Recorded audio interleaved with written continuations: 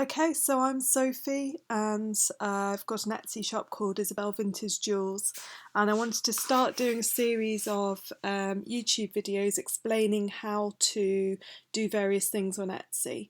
And I thought, although I'm not going to actually set up a shop physically, what I'm going to do is I'm going to use screenshots to show you how step by step to set up an Etsy shop. Okay, so first of all, this is the screen that you'll get to. It's really easy. You basically go to sell on Etsy here, and you're going to put in an email address, your name and a password. Now I would suggest that you set up an alias account, an alias email account. Maybe if you're on Hotmail, you can set up a special email address which is called the same as your shop. So for me, I would set up as isabelvintagejewels@hotmail.com, for example.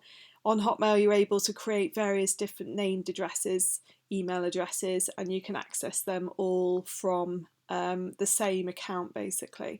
So it might be worth doing that, especially if, like myself, you have more than one Etsy shop.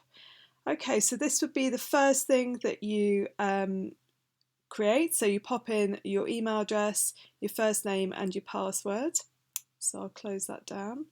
The next thing that you want to be looking at is this is what it will take you through to.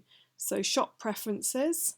So tell us about your shop. So shop language, what country. So for me, it's United Kingdom. For you, maybe United States. And then make sure you change the shop currency to the one that's appropriate for you. For me, it's Great British Sterling. For you, it might be United States dollar. Who knows? It could be Australian dollar. So sort this out. And then which of these best describes you? So it's up to you really. I think it makes no difference. I would just go for, I mean, for me, it's selling is my full-time job. Just gives Etsy an idea. It makes no difference to how your shop's going to be. Okay, the next stage, it will take you through to, so you've saved and continued. So that's the same as before, so get rid of that. We've done that one. So the next one, it will take you through, once you've saved and continued, you can enter the name of your shop. So you might want to check availability. Obviously try and enter the name that you want. Don't make it too long. I would highly recommend that you make sure that you put it in what it is that you sell within the name, ideally. So if you sell printables, you might want to have your shop name as, Laura Printables or Simon's Printables, something like that. For me, I've got the word jewels in there, so to kind of cover the fact that it's jewellery, for example. And the vintage is obviously very important because I only sell vintage. So have a think about that. Obviously, it may not be available, but get as close as you can. If you enter one, it will give you a list of possibilities. Okay, so the next stage, once you've clicked save and continue, you then want to stock your shop.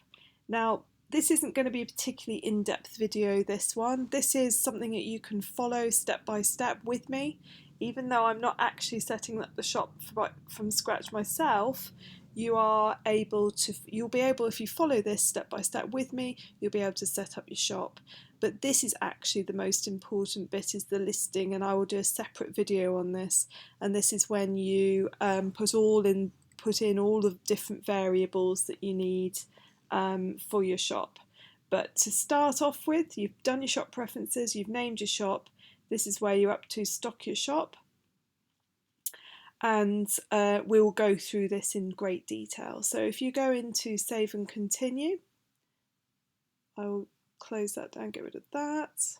Okay, then it will take you through to this bit, and this is the bit that I will do a separate video on and hopefully help you learn how to set up a listing. So what I would suggest you do is just make sure you pop a photo in here, scroll down, just fill in a few vague things. Don't do anything properly now because I'm going to go through everything properly with you in a separate video. But for now, you want to be filling in a few bits and bobs. Don't put a price on that's ridiculous at the moment, because obviously you're going to have to do this in detail with me later, but just sort this out at the moment, just very vaguely, because I'm going to come back to this and we'll go through it properly. Okay, so I'll just get rid of that one. Okay, then it will take you through to how to get paid, how you'll get paid. So you want to put where your bank is located, save and continue. Okay, then it will ask you for your name of the account, your account type, your routing number, account number, and your country of residence. For me, it would be United Kingdom. For you, it would be wherever you are. Then you want to click Save and Continue. And then the last stage of this, it will take you through to setting up billing. So you've done all this section here, adding a credit card. So you put your card number in, expiration date, choose a year, CCV, that's the last three numbers on the back of your card, and the name that is actually on your card. And then they will add 20 cents to your bill for the listing in your shop, which will be due on the first day of the next calendar month. So you won't be charged straight away. Okay, so that's very, very short but sweet and hopefully fairly clear explanation as to how you set up your shop. Everything's there. I've just done it in screenshots rather than actually doing it myself because I don't really want to open up another shop and then have to close it down again. But I figured that, you know, it's important to give a step by step. Okay, so hopefully that's been useful to you, and watch this space for my next video where you'll be learning how to do the listings from scratch. And I'm specifically going to be helping with those who are selling jewellery, vintage jewellery, any form of jewellery. But yeah, watch this space. Okay, thanks very much and speak to you in the next video. Bye.